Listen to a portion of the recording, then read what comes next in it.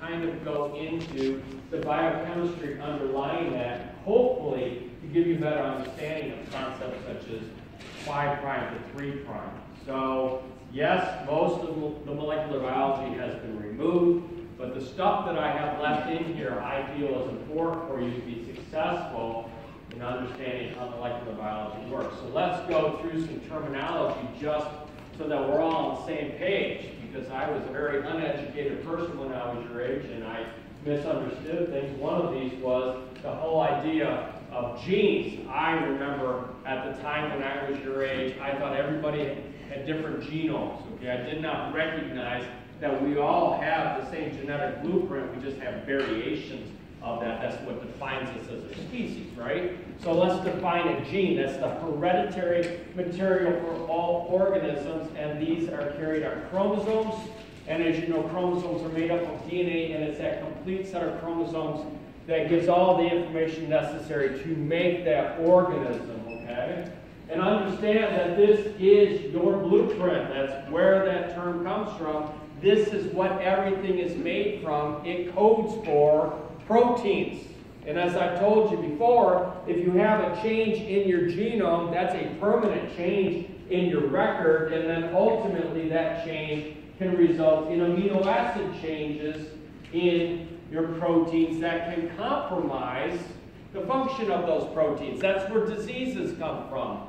We change the genetic blueprint to something it should not necessarily be. For example, we talked about sickle cell anemia having a change in the primary structure, and all of a sudden the protein doesn't function the way it's supposed to be. That's what the genetic blueprint is there for. It's that fidelity. It's something that your cell is constantly accessing to figure out how it should be making the protein so that the biochemical functions that we've discussed through the quarter can be achieved. So you have a gene, for example, for hexokinase. And your cell will access the gene for hexokinase and check and make a copy of that in order to figure out what amino acids go in to make that hexokinase. So it's critically important that this thing does not change, that your genome does not change, because if it starts to drift, if it starts to morph into things that should not be, all of a sudden you're going to have mutations that ultimately will result in disease and likely death. So DNA, deoxyribonucleic acid, as I said, is the blueprint for all proteins. So it is critically important to maintain this in an unchanged way. Now the RNA is the interpretation of the DNA. It's a transcription of it. It doesn't represent all of the DNA, because remember we take out things like introns and untranslated regions, but this is our intermediate between the DNA and the protein. And I'll tell you that if you have random changes happening in the RNA, that's okay. The cell's probably going to be able to cope with that, because if I have a defective RNA, it's probably one of thousands or millions of the copies of that DNA. But if this blueprint is changed, then every RNA is going to be changed, and then every protein made from that RNA is going to be changed. So the DNA is the most important thing for the fidelity. So the RNA includes three different types that we're going to talk about today. The messenger RNA, transfer RNA, and ribosomal RNA. All three of these participate in that protein production. So there's some terminology you need to know, some biochemical terminology related to nucleotides. So a nucleotide represents three parts. It would include the base. It would include that ribose sugar, which you know is produced through the pentose phosphate pathway. And it will also include phosphates, between 1 to 3 phosphates that are covalently linked to that ribose sugar. Now, nucleotides don't necessarily refer to things that are part of RNA, because as you know, nucleotides can also be used for energy, because we talked about ATP, UTP, and GTP. And we've also seen that nucleotides can be used as signal transduction molecules, because we've talked about ATP being converted to cyclic AMP. We've talked about GTP binding to G proteins. So nucleotide is not just something referring to long stretches, nucleotide stretches for something like RNA, or in the case of deoxyribonucleotides for DNA. So there are two types of nucleotides, as we've talked about when we were talking about the biosynthesis of these, purines and pyrimidines. Okay? The group below are a group of purines, so it would be adenine and guanine. They are related to each other because they are both derived from a precursor nucleotide called inosine monophosphate. Remember, we talked about that for the anabolism of nucleotides. So basically, they have the same ring structure, and as I've told you before, the rings of these bases have numbers associated with them. So 1 through 9 for these purine rings. Therefore, if I want to number that ribose sugar, that is not going to be position 1, 2, 3, 4, 5, and so on. It's going to be position 1 prime, position 2 prime, 3 prime, all the way up to 5 prime. And that's where that prime comes in. So here's the other group of nucleotides that you're going to need to know about. You do not need to draw them. I don't see a purpose to that since molecular biology has mainly been stripped out of the course, but you do need to be able to describe these, okay? So these are pyrimidines, and there are 3 of them that you're going to need to know about. Cytosine, thymine, and uracil. And as I told you before, uracil is found in RNA, thymine is primarily found in DNA, and this is one of the distinguishing features between these two different types of long stretches of nucleic acids, meaning DNA and RNA. So RNA uses uracil, DNA uses thymine. So these are, as with the purines, they have a common base structure. They have a single ring structure, and they're numbered between positions 1 through 6. Okay? You can see that the core structure is the same, the declarations are different. Those are therefore pyrimidines. So a nucleotide is all 3 things. It's that base, it's the ribose sugar, and it's the phosphates. You need to know the difference between that and a nucleoside. A nucleoside does not have phosphates. It's not an activated molecule. It is just the ribose ring and the base. Okay, so there are no phosphates attached to that. There would be no energy associated with that molecule. Now understand that in transcription and replication, we need activated nucleotides in order to make a growing nucleic acid chain. It takes energy to add nucleotides to RNA and deoxyribonucleotides to DNA. The energy comes from breaking those triphosphates down into monophosphates. A nucleoside would not be something that we could add to a growing nucleic acid chain. Okay?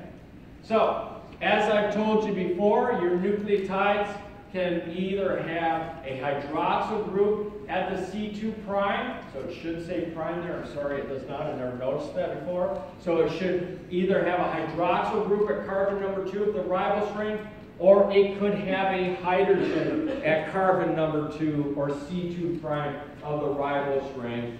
And so effectively, if you have the hydroxyl group at C2 prime, that is for RNA. If you have a hydrogen at C2 prime, that is for DNA. And as I said to you, a nucleotide is the complete package. That is everything, including the base, the sugar, and between 1 to 3 phosphates. This is the form you would need in order to make a growing DNA or RNA chain. Okay?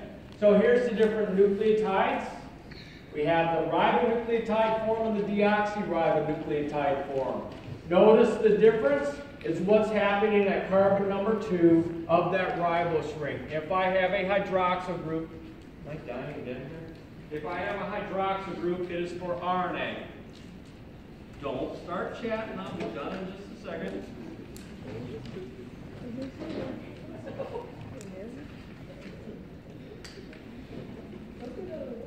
I'm becoming a professional at this. All right. So we have a hydroxyl group on carbon number 2 of that ribose ring if it's for RNA. You can see we have a hydrogen on carbon number 2 if it's for DNA. The important thing to understand is that whether it's for DNA or for RNA, I have a hydroxyl group on carbon number 3 of that ribose ring because that is the point of attachment for the next nucleotide as that chain grows. If I did not have a hydroxyl group there, if I had a hydrogen there instead, that would terminate the chain and we would no longer be able to grow that polynucleotide sequence. That would be the ending nucleotide. For those of you who ever go into a laboratory setting and do something like DNA sequencing, that's exactly how it works. We use chain terminators in that technology where we have a mixture of nucleotides that have a hydroxyl group here and nucleotides that have a hydrogen there, and that will allow you to determine what sequence you have or that you're working with, okay? So as I said, the two differences between RNA and DNA, first of all, DNA has that hydrogen on carbon number 2 of the ribose ring, and secondly, RNA uses uridine monophosphate, and DNA uses deoxythymidine. And effectively, the difference between these two is that methyl group that's attached to that base ring of that thymidine, and that's going to be very important when we talk about spontaneous breakdown of uracil, and I'm going to talk to you about that on Wednesday, which is a possible source of mutations, okay? So to continue on with our nucleic acid terminology, let's go and look at these biomolecules and see what they tell you, just like I've told you about how proteins start with an amino acid that has a free amino terminus, and then the last amino acid on a protein has a free carboxyl terminus. There is a start and an end to these nucleic acids. Okay, so their starting point for both DNA and RNA has a nucleotide that has a free phosphate on the 5' end. So you can see that this phosphate is exposed on the 5' end. That's the same for RNA, that's the same for DNA. And look at the end of that molecule. We have an exposed hydroxyl group on the 3' carbon for both RNA or DNA. This is a point in which we can add the next nucleotide. Therefore, we read this from the 5' end to the 3' end. If we read this adenine, cytosine, guanine, uracil, it is not the same as uracil, guanine, cytosine, adenine. It is like a sentence. You need to have a beginning and an end. The 5' exposed nucleotide is the beginning. The 3' exposed end is the end of that sequence, okay? So the base order is, as you know, what defines the protein. And you will find out when you take Bio 102 and Bio 107A that these are arranged in codons, which represent 3 nucleotides, and these codons define what amino acids are going to be put into proteins. Go back all the way to the first lecture, and remember I told you that these structures, these chains, are held together by covalent bonds. That's called a phosphodiester bond, and that is something that is very difficult to break. And considering the purpose of DNA in your cell, that's a critically important feature, that it's difficult to excise a nucleotide out of here and replace it, because those covalent bonds are difficult to break. Consider if, as I said a long time ago, what if you had non-covalent bonds holding these nucleotides together in their linear sequence, to where it was very easy to disrupt these bonds and have a nucleotide float away, to where you wouldn't necessarily know what that original nucleotide was. That would result in random mutations building up in your genome, which ultimately would be manifested in changes in proteins that likely would affect their function. So this chain is held together by covalent bonds in order to have stability in that structure, so you're not going to change your blueprint. But as we will talk about later, and you know that DNA is a duplex, that is something that is held together by non-covalent bonds to allow for a lot of flexibility in terms of replication and transcription. So DNA exists as a double helix, whereas RNA is single-stranded. Now, DNA being a double helix means you have two strands that go in opposite directions.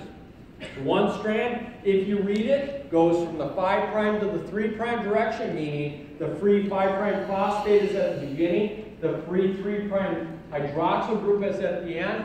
The opposite strand goes in the opposite direction, meaning when you're looking at the 5' end of the first strand, you're looking at the 3' end of the other strand. This is particularly problematic when you're talking about DNA replication. And we'll talk about this on Wednesday. DNA replication goes in the direction of 5' to 3'. We always add nucleotides to the 3' end. And what we'll talk about on Wednesday is that DNA replication, both strands go in the same direction. They don't go in opposite directions as the polymerase goes along the DNA. They both, even though they are anti-parallel strands, the DNA is replicated in the same direction. And we'll talk about how that is done.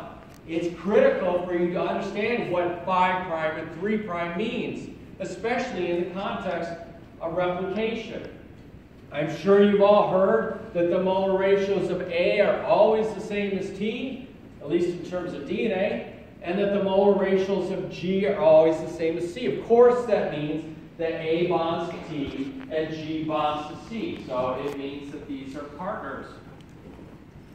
So a double helix, is this dying? Yes. Yes? No quality left, right?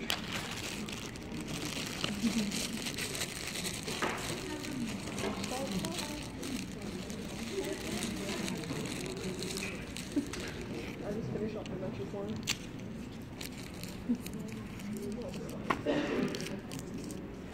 So a double helix has the ribose rings of the nucleic acids as the outer backbones of the strands, with the interior bases and planes perpendicular to these. Now notice what that does. It presents my phosphates on the outside of that DNA helix. I guess I should point to this. What do you know about phosphates? They're negatively charged groups, right? Can you imagine anything that might be attracted to those negatively charged groups? I can think of positively charged ions, such as magnesium. Okay. Can you imagine any amino acids that might be attracted and want to interact with this? Arginine, lysine, histidine. What about tyrosine? What about serine? Okay? So there are proteins that bind to this DNA because this is an incredibly dynamic thing. It's not like a blueprint that you look at once and say, oh yeah, that's how I'm going to build. Are they building a ramp out to that thing outside my building, out to the medical honors thing? Is that what I'm watching? You guys don't go over there anymore? You got gigantic trailers. It's like a party house, I think, over there. So, yeah. So where do you guys go for medical honors now? You don't have your trailers anymore, so. No? You don't even have that anymore? You used to have a hangout over behind my building and, you know, be rocking out and such, no? Now we just go to office hours. Now you just go to office hours and cry, right? So, okay.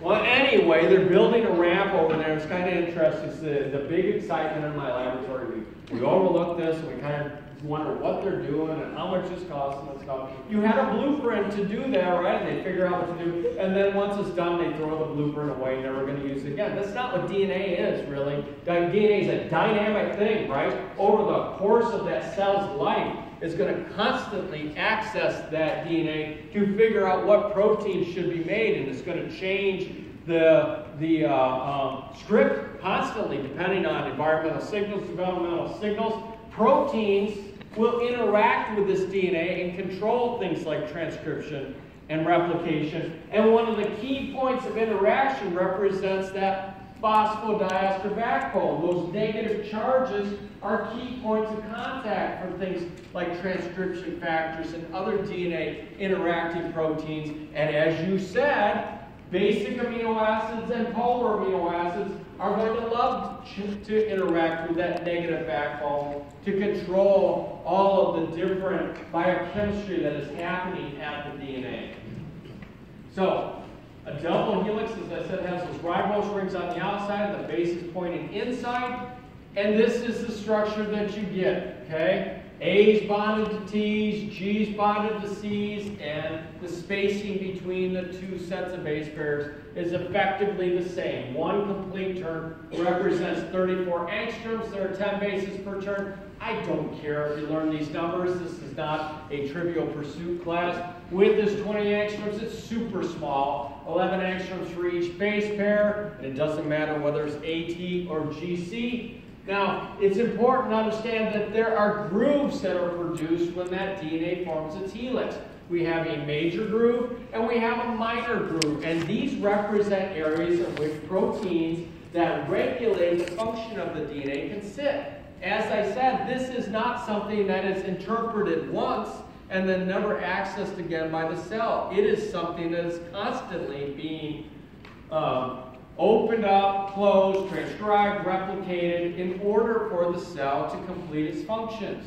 So proteins and metals and such will interact with this DNA by bonding to not only the negative charges, but also bonding to the base pairs. And that is how the proteins know exactly where they should go. They recognize particular protein or nucleotide sequences that allow them to bind there.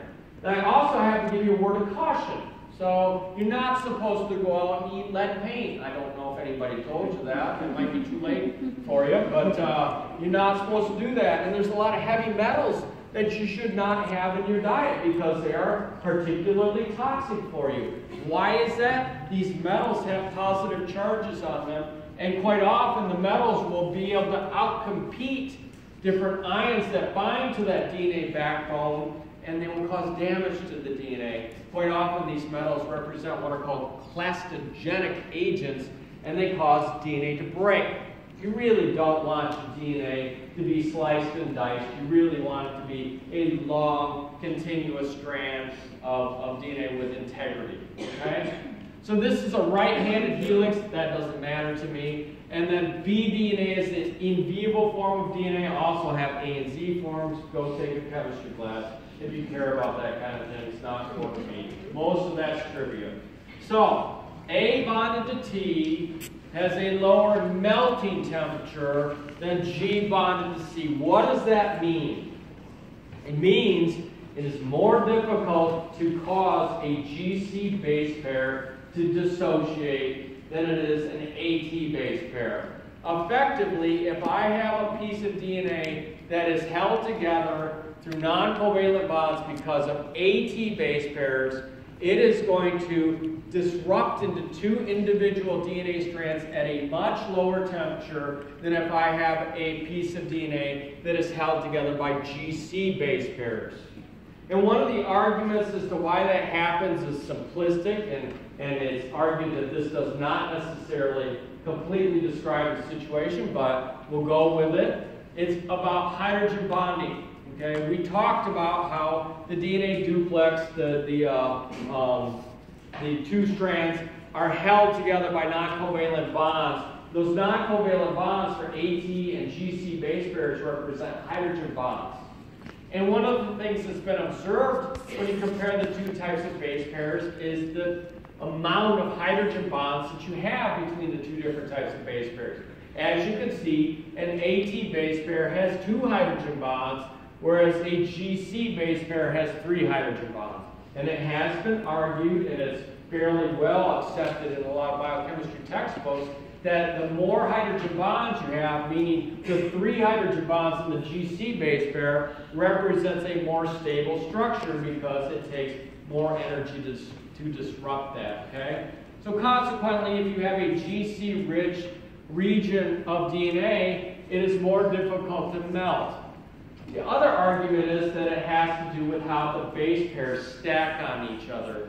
And I would imagine that that's a more relevant argument because honestly, our cells do not melt our DNA into 2 individual strands by application of heat. Wouldn't that suck to all of a sudden feel like, oh my God, I'm going to start replicating and you have a fever in order to melt your DNA? It would not be a very good way to live your life. So, but understand ultimately, whether it's because of hydrogen bonds or because of GC base pairs stacking better than AT, these types of base pairs, the GC, are much more difficult to disrupt than an AT base pair, okay? So GC base pairs have a higher melting temperature. Now that's particularly appropriate if you ever do a reaction called polymerase chain reaction.